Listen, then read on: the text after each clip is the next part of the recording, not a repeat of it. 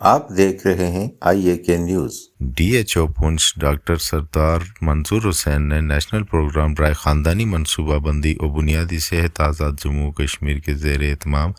4 نومبر سے شروع ہونے والے پروگرام ماں بچے کی صحت کا ہفتہ کے دوران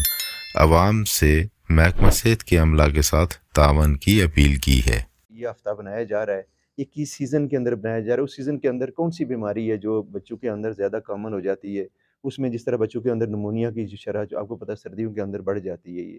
تو یہ ہمارا جو بچوں کے اندر نمونیا والا ٹاپک ہے، یہ سمجھ لیں مین ٹاپک ہوگا جو ہمارے ایجوکیشن سیشن ہوں گے، جو ہمارا جو ونٹر کا سیزن آگے شروع ہو رہا ہے، اس کے اندر جو ہے نمونیا کی شرح بچوں میں زیادہ ہوتی ہے، وہ پھر لوگوں کو بتائیں گے، والدین کو جو سیشن ہمارے ہوں گے اس میں یہ ان کو بریف کریں گے جی کہ بچوں کے اندر نمونیا کی کیا علامات ہوتی ہیں، جب ظاہر ہونا شروع ہوں تو پیرنٹس کے لیے سمجھ لیں وارننگ سائن کب آ جانا چاہیے کہ فوراً بچے کا چیک اپ کرائیں تاکہ اس کا بر وقت علاج ہو سکے اور بچہ کسی کمپلیکیشن سے بچ سکے۔ اور یہ سارے جو ٹاپک ہوتے ہیں سارے یہ لیڈی ہیلتھ ورکر وہاں سیشن کرتی ہیں اور اس سیشن کے اندر پھر جو ہمارے ڈسٹرکٹ مانیٹر بھی ہوتے ہیں، جس ڈسٹرکٹ ہیلتھ آفیسر بھی ہوتا ہے اور ساتھ نیشنل کوآرڈینیٹر نیشنل پروگرام بھی، اسسٹنٹ کوآرڈینیٹر نیشنل پروگرام بھی، یہ ان سیشن کو جا کے مانیٹر کرتے ہیں، وہاں دیکھتے ہیں جو اور اپنی طرف سے بھی وہاں بات کرتے ہیں، اور جو لیڈی ہیلتھ ورکر یا لیڈی ہیلتھ سپروائزر اس سیشن کے اندر موجود ہوتی ہیں ان کو بھی ان کی پروگریس کو بھی دیکھتے ہیں۔ اس ہفتے کی اسپیسیفک اگر آپ پوچھیں گے نا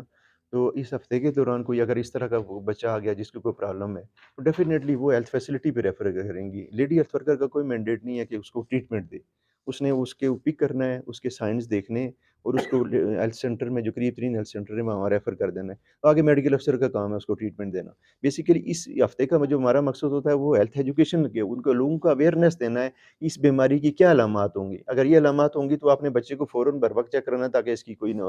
جو اس کی کمپلیکیشن کوئی نہ آ سکے۔ جو ہفتہ ہوتا ہے اس کا بڑا ایونٹ ہوتا ہے، اس میں ہمارا ٹارگیٹ ہے جو 2 سے 5 سال کی عمر کے بچے ہوتے ہیں، یہ بھی پاپولیشن کا تقریباً 9% ہوتے ہیں ٹوٹل پاپولیشن کا، تو وہ ہماری جو کیلکولیشن ہے تقریباً 23,000 بچے جو ہمارا ٹارگیٹ ہے، 2 سے 5 سال کی عمر کے بچے ان کو پیٹ کے کیڑوں کی گولیاں کھلائی جائیں گی۔ اب وہ گولی کھانے کا طریقہ کیا ہے، اس میں جو ہماری لیڈی ہیلتھ ورکر آپ کو پتہ ہے بہت بڑا ہمارا ایک سورس ہے فیلڈ کے اندر، بیسیکلی فیلڈ ہماری فورس ہے جو لیڈی ہیلتھ ورکر ہے، اور پونچھ کے اندر بھی ہم تقریباً 338 لیڈی ہیلتھ ورکر ہیں جو اس وقت پونچھ کے اندر کام کر رہی ہیں،